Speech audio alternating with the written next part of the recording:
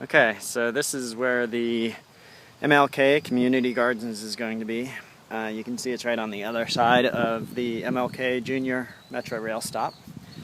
And this is sort of the main entrance as you walk in. There's going to be an access road that lets cars come in and drop off gardening supplies here.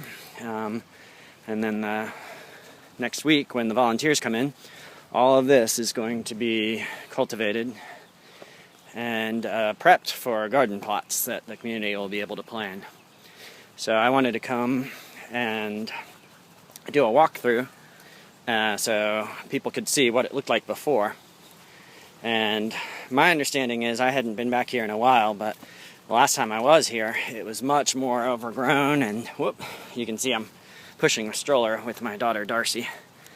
But it was much more overgrown, and so saying before is kind of an understatement, because before there's been a lot of work that's already been done on it with the work of the Sustainable Food Center, and thanks to the contributions of the land from the Meredith Foundation and a lot of other work that volunteers have already put in. It's pretty muddy.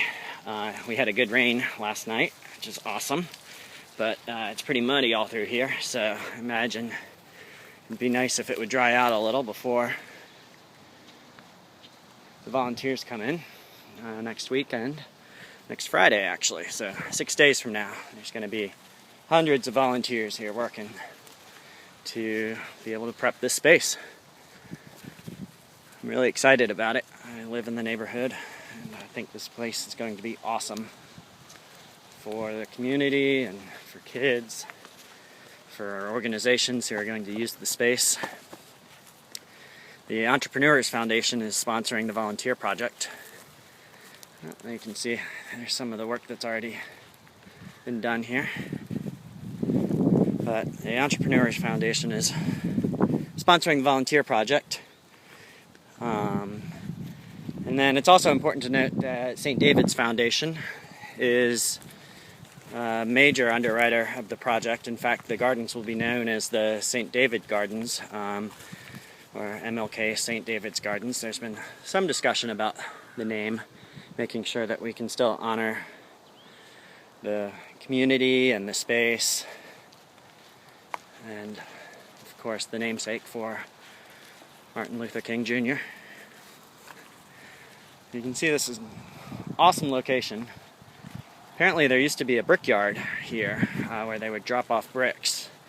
I don't think those bricks have anything to do with it. They must be something either for construction and all that. I don't remember seeing those here last time. Almost looks like it's going to be reused from something else. But see all the brick sand that's in the dirt here. And maybe we'll break them up and use them for something else. Some fencing in place.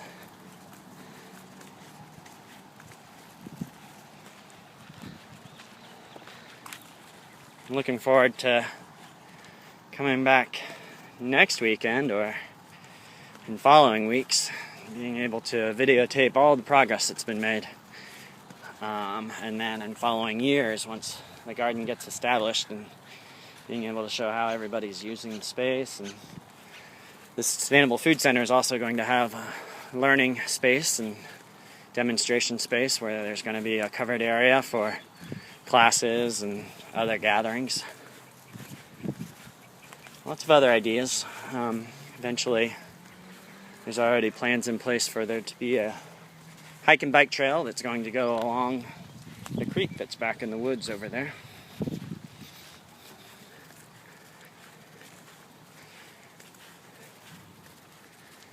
You can see all the arrows kind of plotting out stuff. There's also trees that have been marked to keep versus trees that are going down, and I think most of that work has already been done.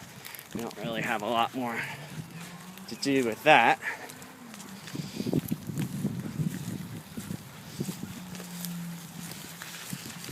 So, heading back through the mud, so I'll stop the video here. But really looking forward to the community gardens at MLK.